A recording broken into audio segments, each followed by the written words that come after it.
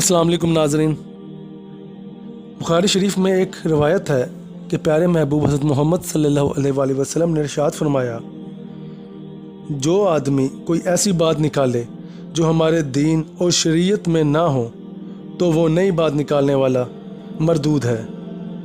इस हदीस शरीफ से मालूम हुआ कि जिस बात या जिस मसले का हुजूर सल्लल्लाहु अलैहि वसल्लम के कौलो फ़ेल से सबूत ना हो और इसको कोई निकाले तो वो अमल करने के काबिल नहीं। इसको बिद्दत कहते हैं और बिद्दत कुफ्र और शिर्क के बाद सबसे बड़ा गुनाह है।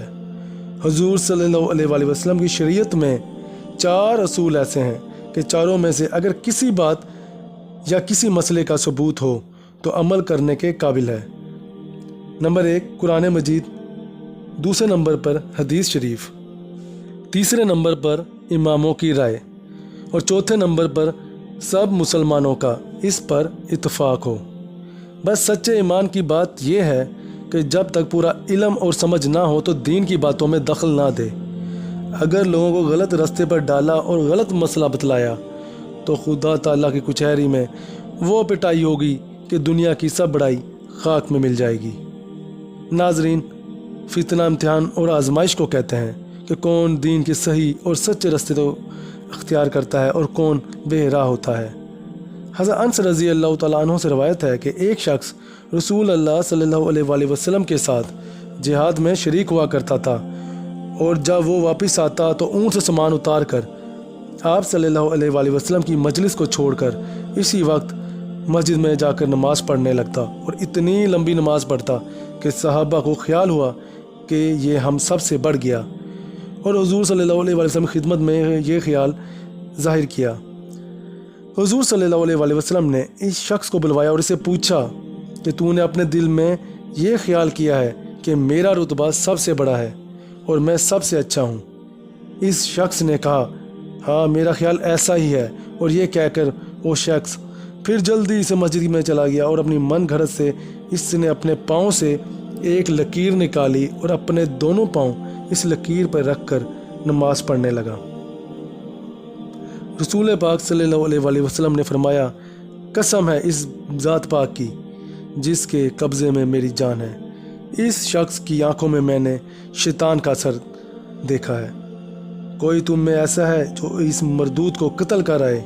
ये हुक्म सुनकर हज़रत अबू बकर रज़ी अल्लाह तआला अन्हु उठे और इसको कत्ल करने के लिए गए और लौट आए और अर्ज़ की, या रसूल अल्लाह वो नमाज़ पढ़ता है इसलिए कत्ल ना कर सका।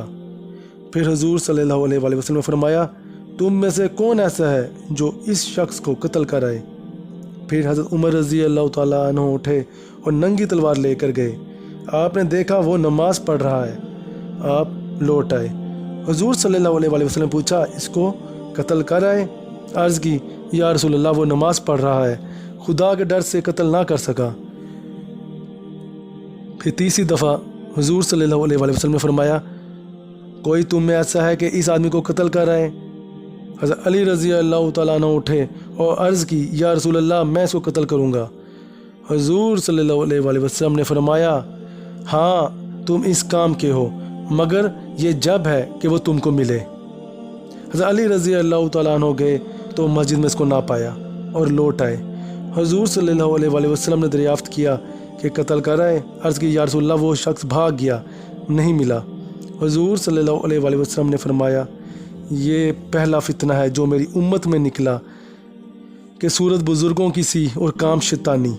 अगर तुम इसको कत्ल कर देते तो कभी कोई फितना ज़ाहिर ना होता और 2 आदमी भी मेरी उम्मत में यानी मुसलमानों में ऐसे ना होते जो अहले हक़ के से अख्तिलाफ़ करते। इस हदीस शरीफ से मालूम हुआ कि दीन में ऐसे दज्जाल और फसादी होते रहेंगे कि ज़ाहिर में नाम के मौलवी, सूफ़ी, हाजी, नमाजी, पीर जी बड़े दीनदार, इबादत गुजार और आशिक़ रसूल कहलाएंगे और अपनी बड़ाई और सरदारी के लिए नए नए तरीके और मसला निकालेंगे और सच्चे बुज़ुर्गों और उलमा से नफ़रत और अदावत रखेंगे और इनके कौलो फ़ेल में ऐब निकालेंगे और बेइल्म लोगों को अपनी तकरीरों और तहरीरों से अपने रंग और ढंग में फंसा लेंगे और मुसलमानों में झगड़े फसाद फैलाएंगे। اس حدیث شریف سے مسلمانوں کو سبق لینا چاہیے اور جلدی سے ہر کسی کے پیچھے نہ لگا کریں۔